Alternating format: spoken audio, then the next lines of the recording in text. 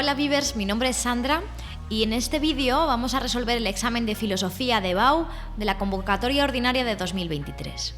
Para ello nos vamos a ir a nuestra página web luis-mediovives.es y pincharemos en recursos. Una vez ahí, bajamos a exámenes resueltos y junio 2023 de EBAU, historia de la filosofía.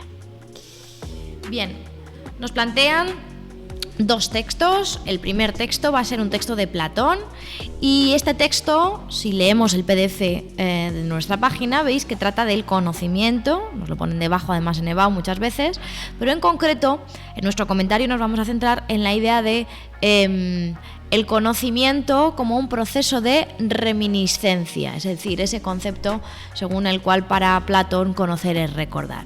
Se trata de un texto entonces que reflexiona sobre esa idea de la anamnesis o reminiscencia, donde nos afirman que el conocimiento no se adquiere simplemente por la experiencia sensible, sino que es una reactivación de alguna manera de lo que el alma ya sabía cuando vivía en el mundo de las ideas, ¿no? En su estado preexistente. Bien, la pregunta número 2 nos pide que elaboremos o que expliquemos el problema de la ética o moral en un autor de la época medieval. Nosotros hemos elegido a San Agustín y hemos reflexionado acerca del papel del mal, los diferentes tipos de o las diferentes vertientes que puede tener el concepto del mal, como ese mal metafísico, ese mal moral, ¿no? El pecado, el sufrimiento en cuanto al mal físico, etcétera. Y esa ética agustiniana, como de alguna manera también tiene que ver con la eudaimonía, ¿no? Ese eudaimonista, en el sentido de que la finalidad de los actos humanos tiende a buscar la felicidad. Y bueno, nuestra vida virtuosa es la que nos va a acercar a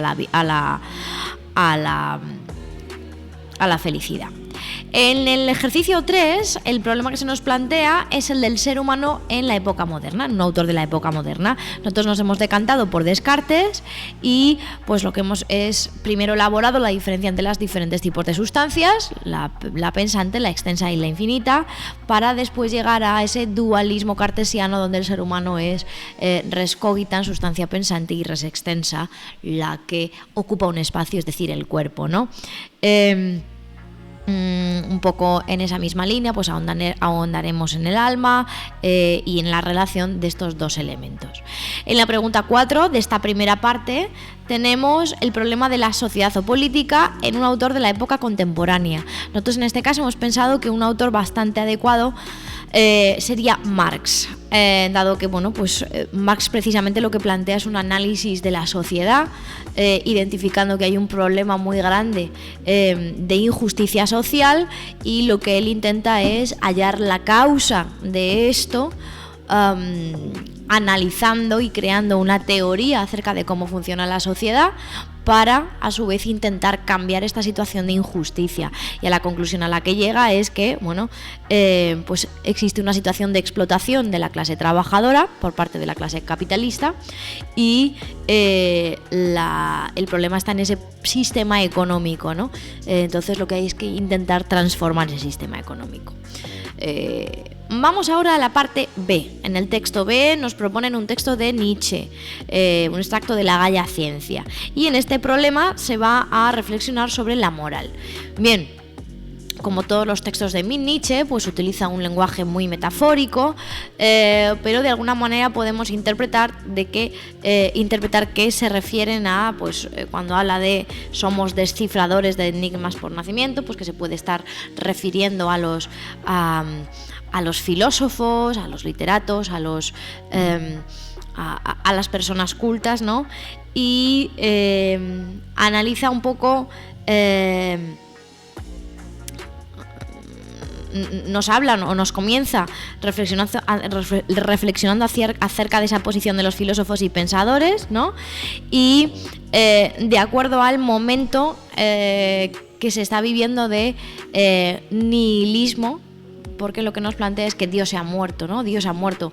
¿Y qué supone que Dios ha muerto? Pues que las referencias en las que el ser humano había depositado su confianza, los valores, etcétera, pues ya somos conscientes de que no son válidos, ¿no? Y esto, sin embargo, lo que plantea Nietzsche es que en el fondo es algo que hay que abrazar con optimismo, porque el hecho de que no existan referentes nos tiene que servir de punto de partida para terminar de acabar con esos falsos referentes que teníamos que no eran fieles a la vida, para poder construir unos que sí lo sean y nos permitan que se dé lugar a la aparición de ese superhombre que va a crear unos valores nuevos y que estos sí van a ser fieles a las características de la vida, ¿no?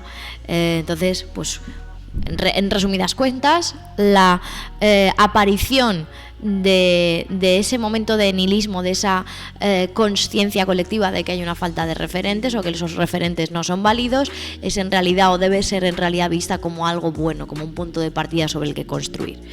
Bien, en la pregunta número 2 nos piden que elaboremos acerca del problema de la sociopoliética en un filósofo de la época antigua. Nosotros nos hemos decantado en este caso por Platón y hemos elaborado pues esa teoría platónica que desarrolla la especialización por funciones dentro de la polis como ese estado ideal, emulando de alguna manera esa situación de equilibrio que se busca dentro del ser humano cuando las tres almas desarrollan las funciones que les corresponden de acuerdo con la virtud que les corresponde, y entonces se alcanza ese estado moral absoluto, perfecto, que es el de la justicia, ¿no? Cuando nuestra alma llega a eso, pues sería el estado moral perfecto. Entonces lo que busca Platón es equiparar eso en el estado, buscar un estado justo, y para ello pues lo más adecuado para él es dividir de una manera similar al estado.